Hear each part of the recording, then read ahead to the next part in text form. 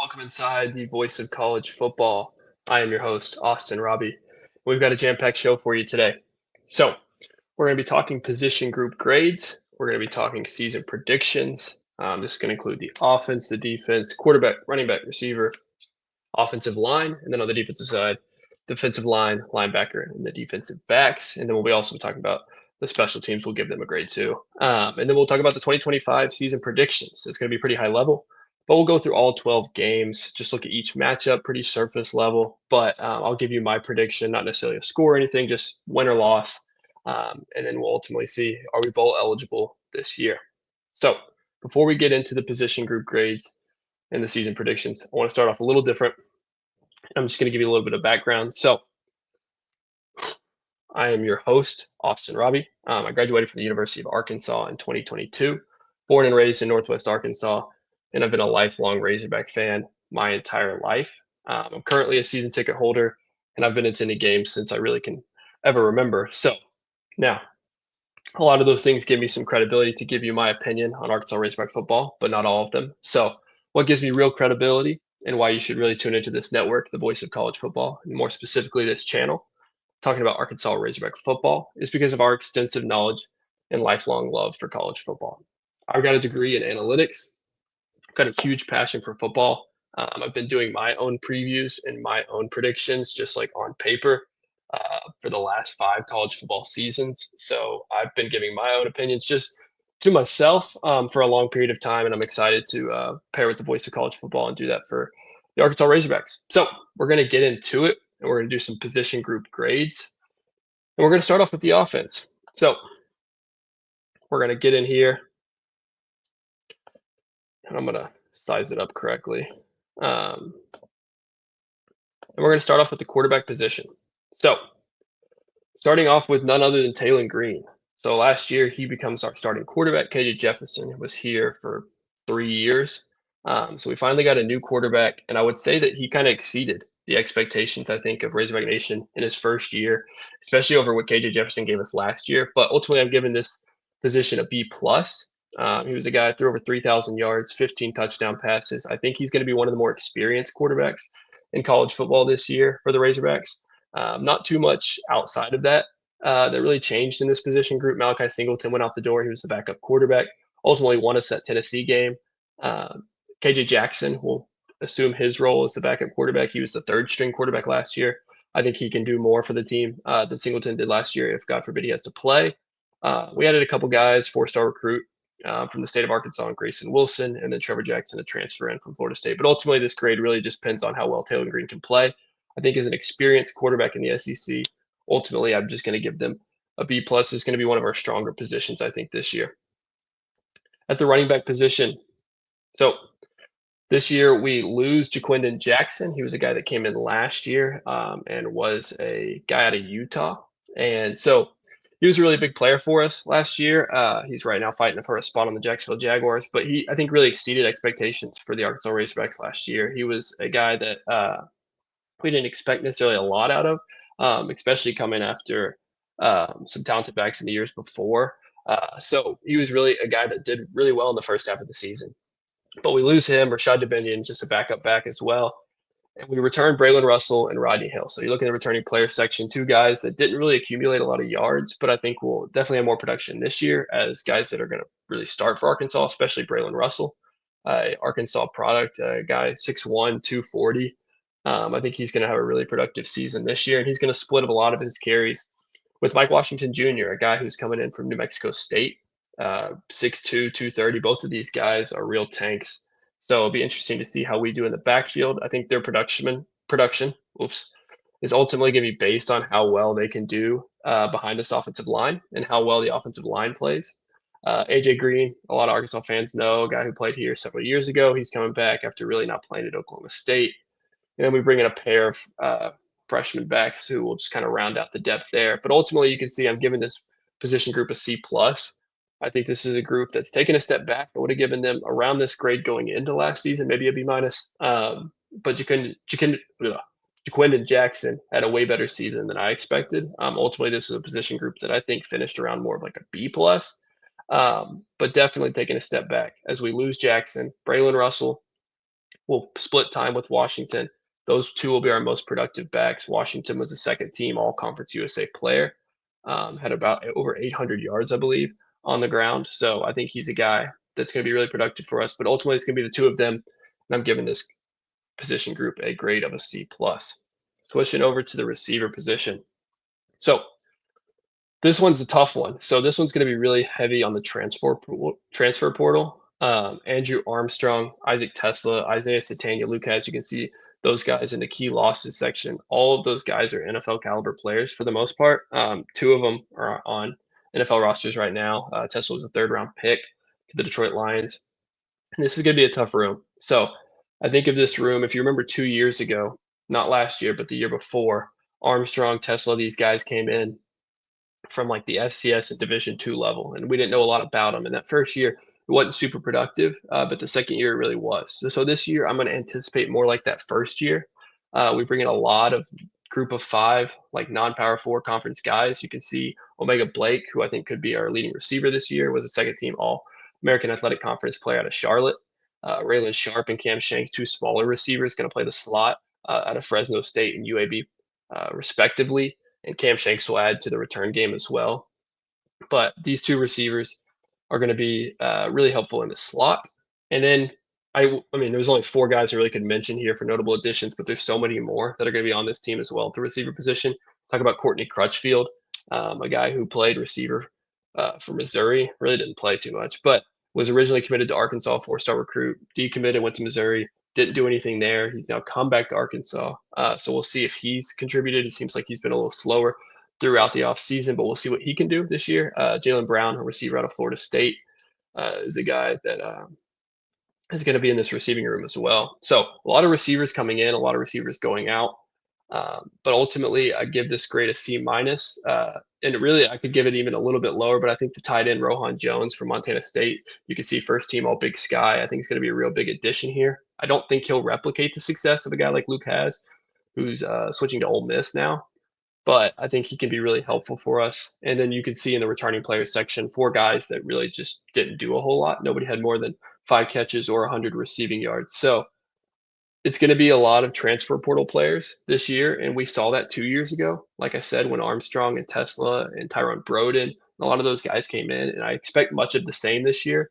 I think at that time too, we had a pretty productive quarterback, kind of like we do now with Taylor Green. So if the offensive line can hold up, give Green time, I think these receivers can really do well. Their strength is downfield. They're a lot of smaller guys. You can see the weights on a lot of these guys. A lot of them are sub 190 and even like sub 170. So these are guys that are going to want to get downfield. So as long as we're able to block, I think that these guys could be really productive this season. But ultimately, like I said, I'm going to give them a C minus. This is the group I could see the biggest variance on. I think they ultimately could be in the BB plus range if we see the production they gave at the non-power 5 level, at the power 4 level, which is really difficult to do. So we'll see if they can do it. But ultimately a C minus. In the offensive line, I'm giving a C. So this one's a lot of people I think is going to think the best position group coming in for Arkansas this year. I'm a little less high on it just because I think of a couple reasons. So reason number one, our best returning player, you can see third team All SEC player, Fernando Carmona. He's going to be kicking inside, I believe, to left guard. And you'll have Corey Robinson II, who you can see in that notable addition section, be the left tackle. So Carmona, who was our best offensive lineman, I think it's going to be just a little bit less productive opportunity for him. Honestly, just kicking inside, you want your best offensive lineman playing on the outside, the left tackle, the right tackle position. So him playing at left guard, I think it's just going to minimize the talent just a little bit, not a lot. But that's reason number one. Reason number two, the interior line, so what we did have last year on the inside is all gone. So Addison Nichols, who primarily played at the center position, Patrick Kutas, Joshua Braun, who played at those guard positions, they all transfer out. Kutas goes to Ole Miss, Braun goes to his third SEC school in Kentucky, and Nichols goes to SMU. So those aren't just small schools; those are really three really high level schools. So it wasn't necessarily a lack of production. They were good players for us, but they're just ultimately transferred out. And so that's a really big reason why I'm seeing us struggle a little bit. We lose a lot of those interior guys, and we replace them with a couple guys that have a little bit of like snaps at the highest level. Kobe Branham played for a little bit for us last year, redshirt freshman, not a lot. Obviously, he redshirted. Caden Kittler is a transfer in from UCF, who's going to be our starting center, so that's helpful to have a lot of production at the Big 12 level coming in there. And then McRoy and Marcus Dumerville, those are going to kind of round out the depth for us. Two guys that come at the Power Four level. McRoy, a younger guy, Dumerville, like a graduate player. Both of those guys are going to add some depth. McRoy's a huge guy. Dumerville, I think, is just going to be able to have that versatility to play either on the inside or the outside. And then Marion Harris should be that starting right tackle. So this is a spot where if those guys who transfer in, Corey Robinson II, who was an honorable mention for the All ACC conference, Caden Kittler, who was a starting center at UCF, if those guys come in and are really as productive as they were at their previous schools, Fernando Carmona is as like impactful as he can be at the left guard position, and Branham and Harris take that next step. I think we really can be a little more productive than this. But ultimately, I'm going to give it an average offensive line. If you're comparing this to the other teams, and that's really what these grades are, right? Like if at the quarterback position, I gave Taylor Green a B plus. If A plus is Cade Klubnik, Garrett Nussmeier, B plus is not too bad. So in this offensive line spot as a C, it's just an average offensive line amongst the Power Four teams. So we'll see how they do this year, but ultimately I've given them a C. Now we're gonna switch over to the defensive side of the ball. This is probably the group I'm the most highest on, compared to like consensus and maybe just other Razorback fans. And I can see why people would be down on this. So Landon Jackson's out. He was a second team All SEC player, one of the best defensive players we've had, honestly, in a long time. Almost 50 tackles, 10 tackles for loss, 6.5 sacks. It's going to be really hard to replace his production. And then Eric Gregory, Kiwi Rose, two guys you can see who are currently competing for NFL rosters. So you ask, why is this group possibly going to be as good or better than they were last year? A couple reasons. So first, the transfer portals additions we get at the defensive end position. You can see two of them right there. Philip Lee coming in from Troy, a guy who had double-digit tackles for loss. Justice Boone, a graduate player out of Florida. Another guy who's not on there, but defensive end Ken Talley, a player out of Michigan State. So all three of those guys are going to come in, try to replicate Landon Jackson's production, as well as Quincy Rhodes Jr., a 6'6", 275 junior, played a little bit last year, as well as Charlie Collins, who is more of a depth guy, but we'll see him, I think, improve a little bit this year. So you got five guys trying to replicate really two players, and one specific player in Landon Jackson. So we'll see how that goes. I think that they're going to do better. I think that people anticipate. And on the inside is another reason why I'm really high on this unit. Cameron Ball, a redshirt senior, guy who's been at Arkansas really his whole career. 6'5", 320, four tackles for loss last year. He's going to be a real veteran on this defensive front. Ian Jeffrard, a huge dude. You can see 387 pounds. He's going to play a lot of nose tackle.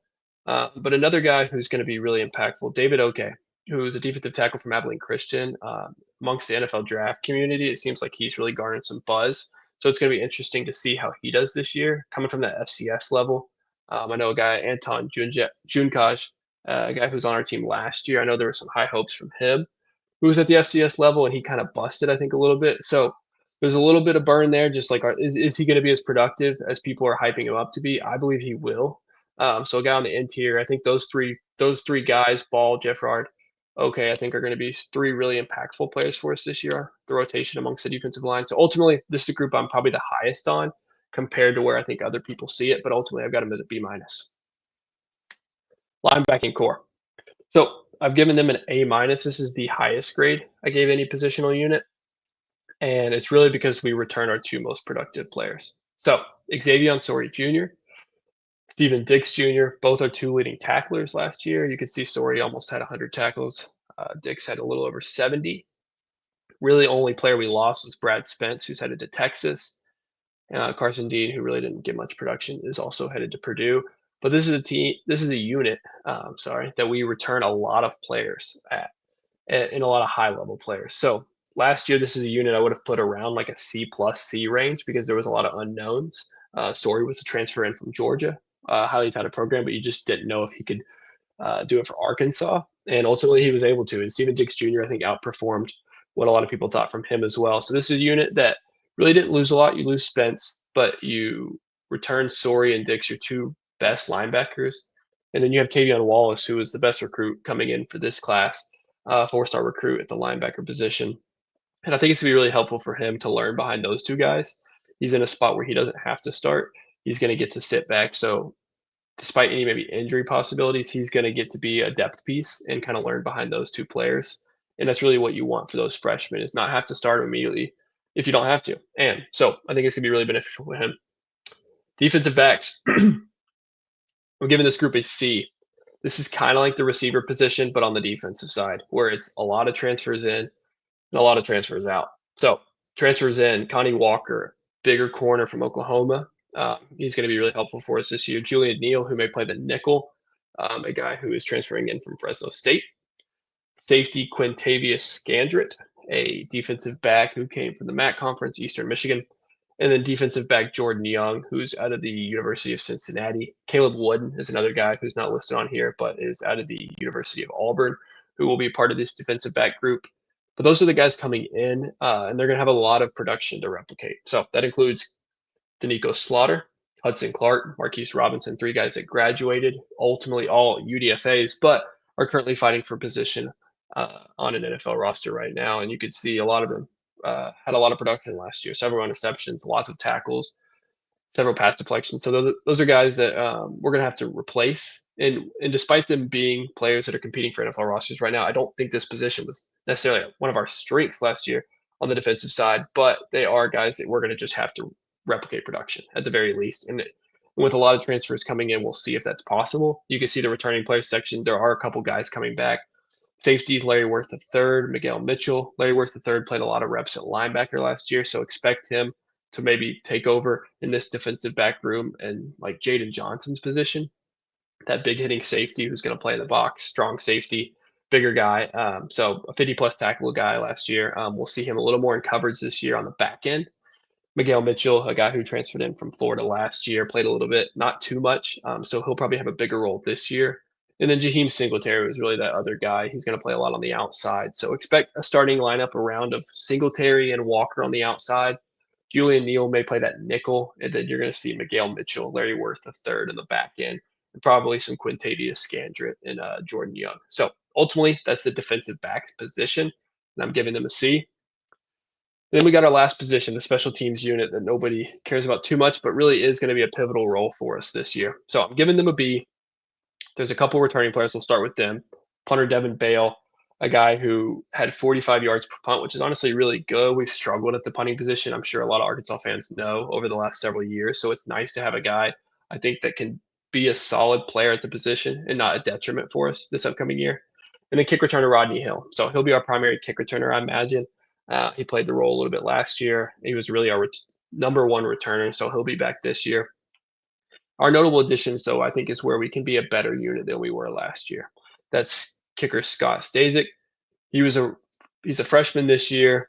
He was, according to ESPN, a 3-star recruit, I believe the second best kicker in the nation. So you could see in the key losses section that we lost Ramsey and Shipley, 2 guys that graduated, but their field goal numbers weren't that great. And the fact that we had to play 2 different kickers really shows you kind of the picture of what our kicking season was like last year. So if he can just be what they were, which was not good, I think he'll be better than that.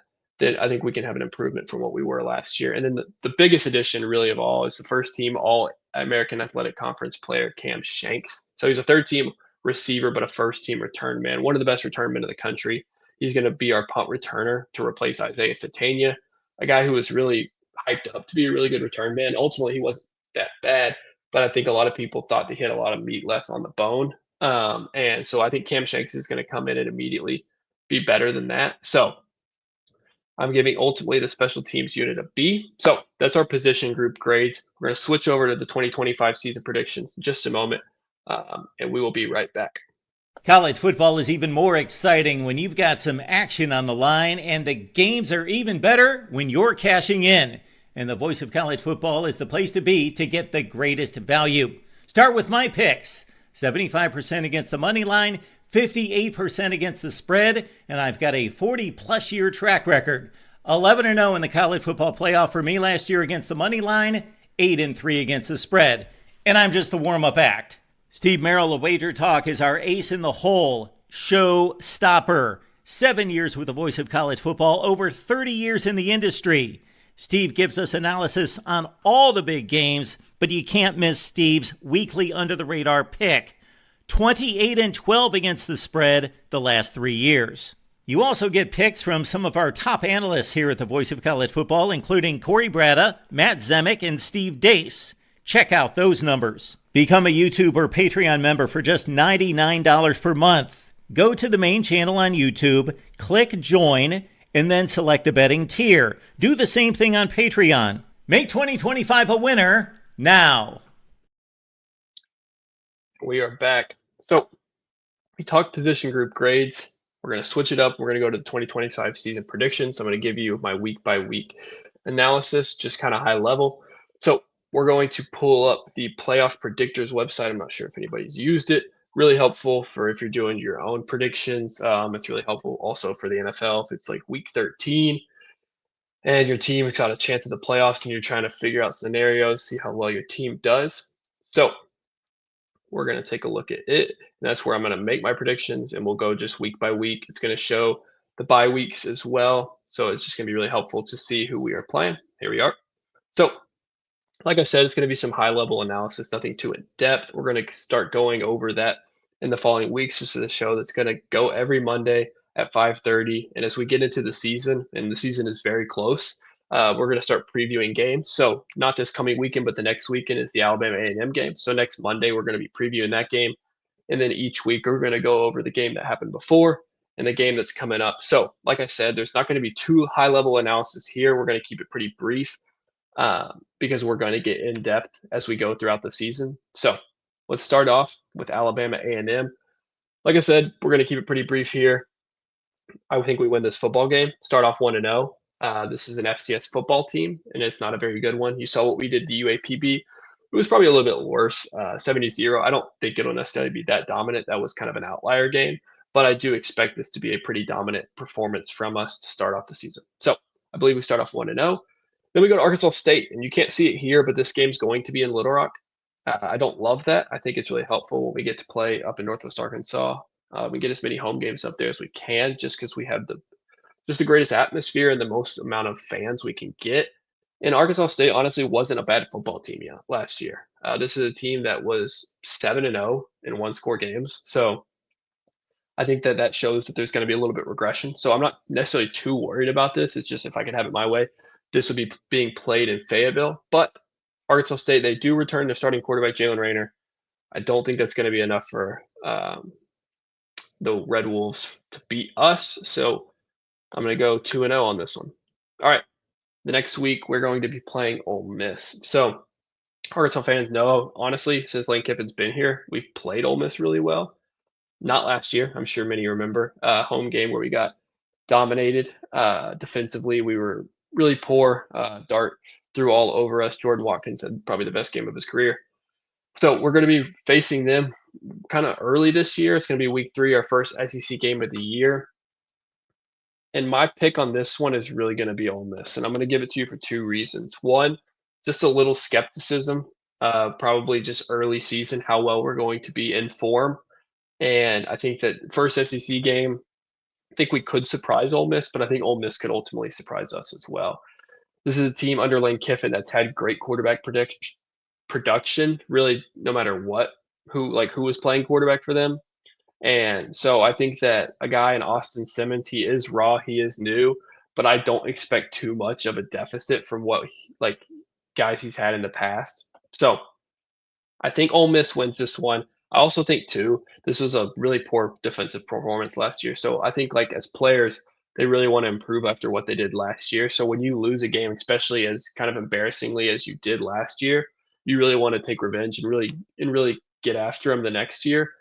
My one caveat though to it this year, and I really see being maybe not as revenge game as it was or as it could be, is really just because a lot of those defensive players that were on this team last year that were a part of that 60+ performance by Ole Miss aren't here. So Xavier Sori is going to remember it really well, and hopefully he can motivate that defense to completely change what they did last year and really hold them this year. But I think with a lot of those guys gone, Landon Jackson, Hudson Clark, Kiwi Rose, a lot of the guys that we talked about on the dudes that are leaving the defense, they're going to be gone. And I hope that they're up for this game. I think it's going to be an opportunity for us to see what we're made of in week 3. And just a really quality SEC opponent, and an SEC opponent that we usually play well. So I'm being a little pessimistic on this one. I ultimately think that we lose, start off the season 2-1.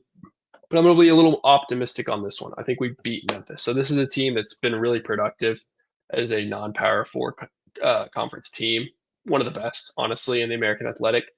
They had a really good quarterback, Seth Hennigan, there last year. He won't be this year. Brendan Lewis, a quarterback from Nevada, transfers in to be the quarterback for them, hoping to match Seth Hennigan's production.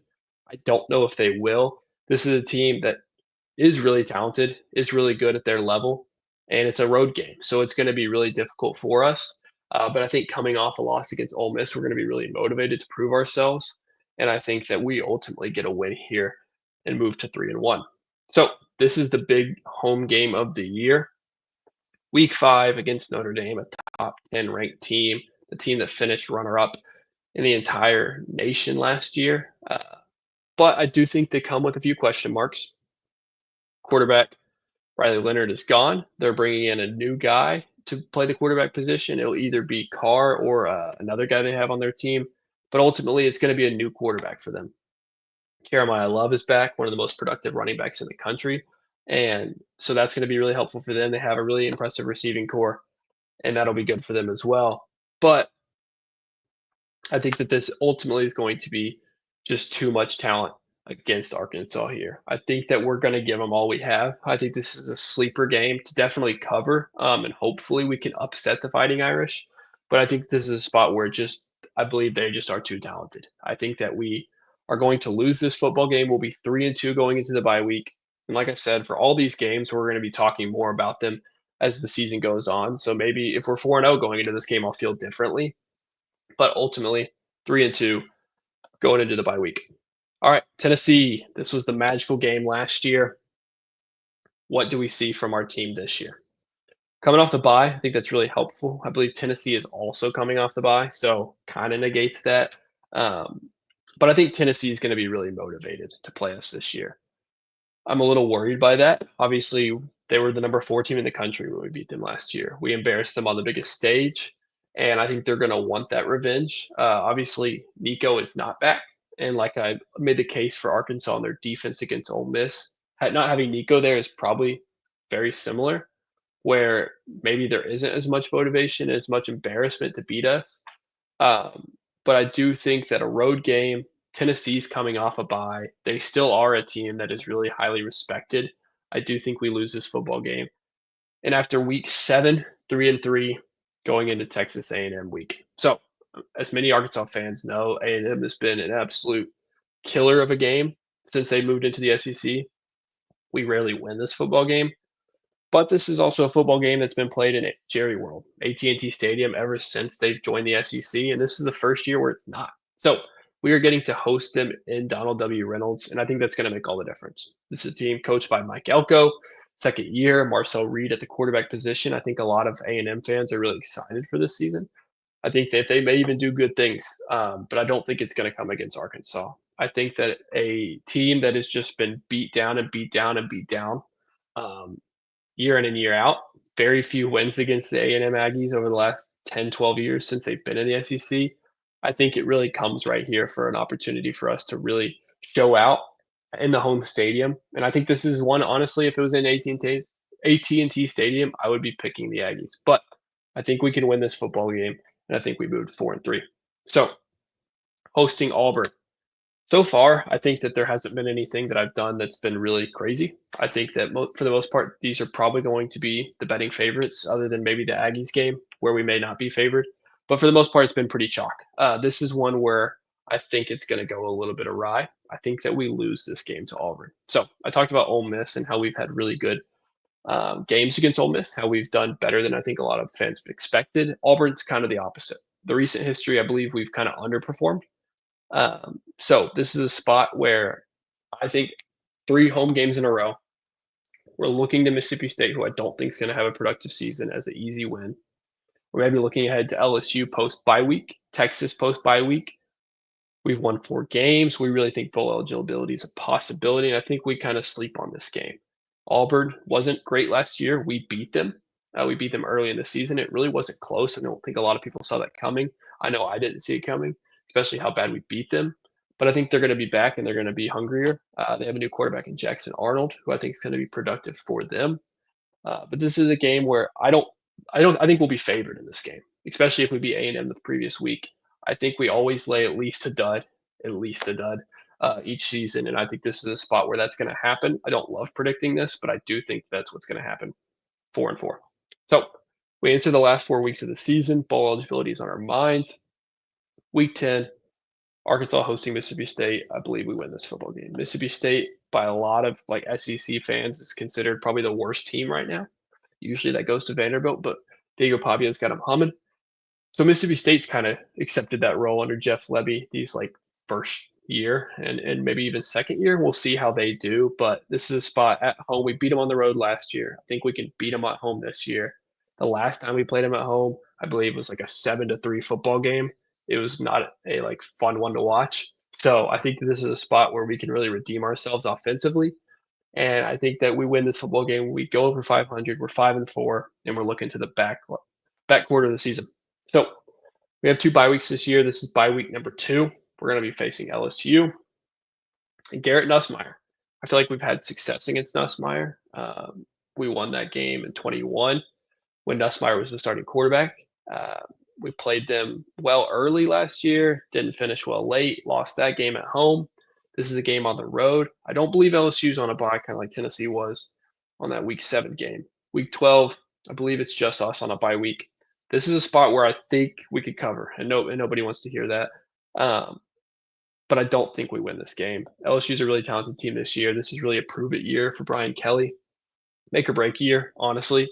And I think in a rivalry game, that's kind of, become less and less of a rivalry year over year just because of the football playoff and just the games have kind of meant less a little bit in the regular season. This game doesn't mean as much as it could, I think.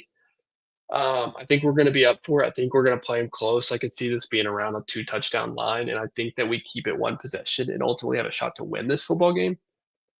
But I don't think we do. So 5-5, last 2 weeks of the season.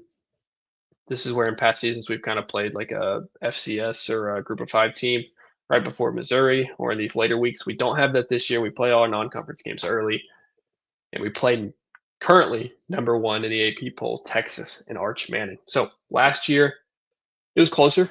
It was really close for a lot of the game. That second half kind of got away from us, and ultimately Texas won. But this was a team that was in the college football playoff and won a game in the college football playoff.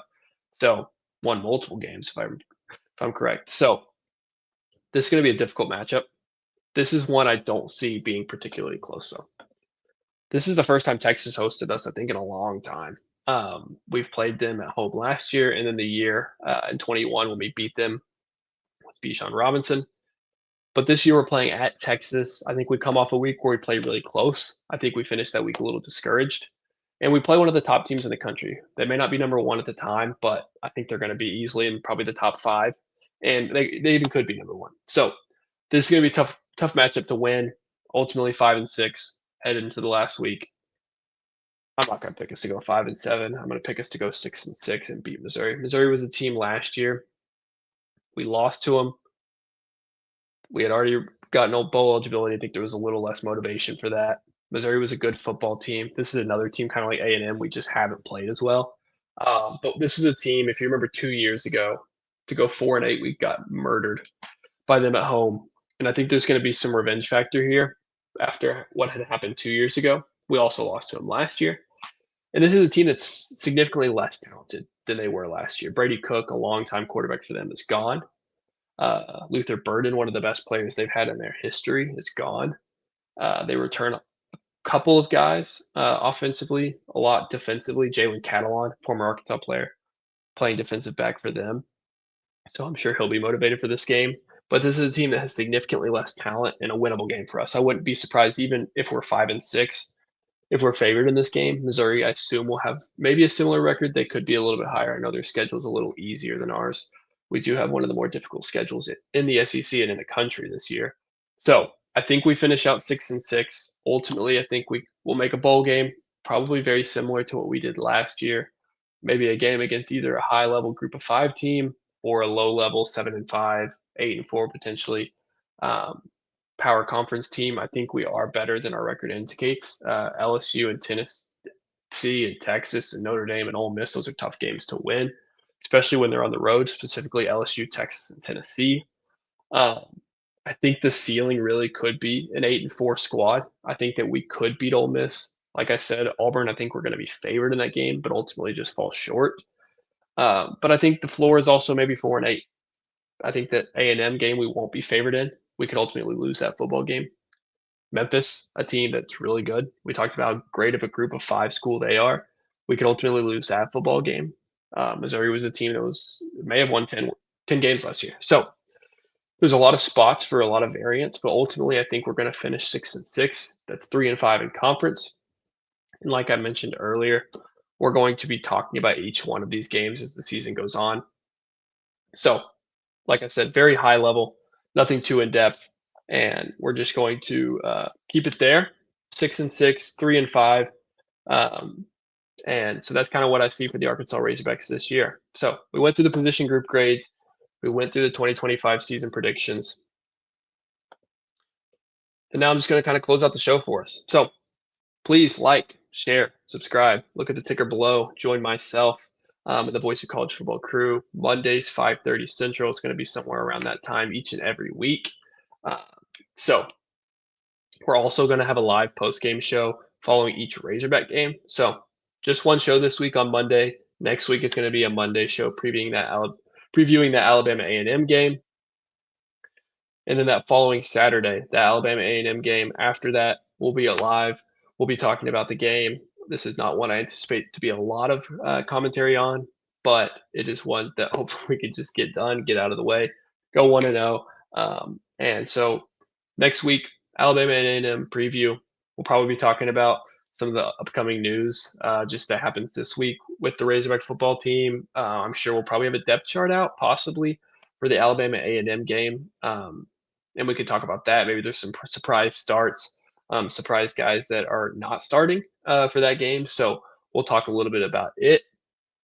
But like I said, please like, share, subscribe to Arkansas at the Voice of College Football. We'll see you next Monday. God bless. Go Hogs.